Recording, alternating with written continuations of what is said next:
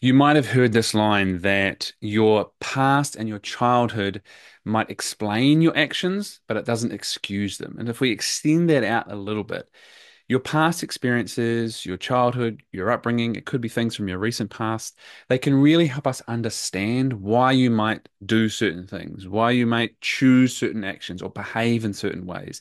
And that understanding is very crucial, but it doesn't okay them, it doesn't excuse them. It doesn't make those actions acceptable. The work, the opportunity is to understand, to make sense of, so we can now make better choices. Now, if you are in relationship with someone, you might also be looking at that and you might be experiencing something from them with them. And it's like, no, thank you. That's some bullshit right there. I don't want to accept that. And you might look at it and go, I can make sense of why they did that based on their past. Now, the invitation here is to be able to access a bit of understanding and compassion. And we can have compassion for why someone might do something. At the same time, we can say, and I don't accept the behavior. I'm not willing to accept how that is now showing up. I love you and have compassion for this, but it does not excuse your behaviors. So this is what I will stand for. This is what I won't stand for.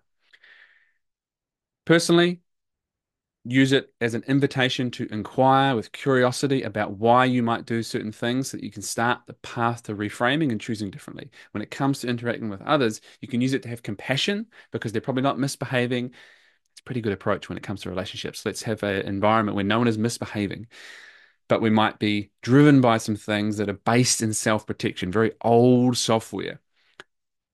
Doesn't serve us anymore. I can have compassion for that person, and I can also say that behavior is not acceptable. We can set boundaries with compassion. So if I think about an example of my own life, I had an engagement. My fiance broke up with me. It destroyed me for a long time. My heart was very broken.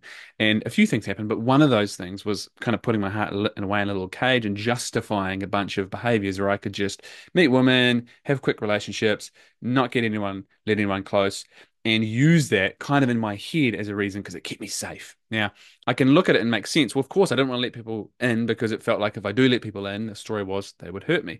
But it doesn't excuse mistreating people, not communicating, ghosting, those types of things. I can make sense of it, so I can have compassion for myself. And in that is the invitation. How do I want to act? How do I want to show up? Do I want to let this be an excuse or a reason to change? And that's the invitation. Always choice. The choice is yours. What are you going to do with it?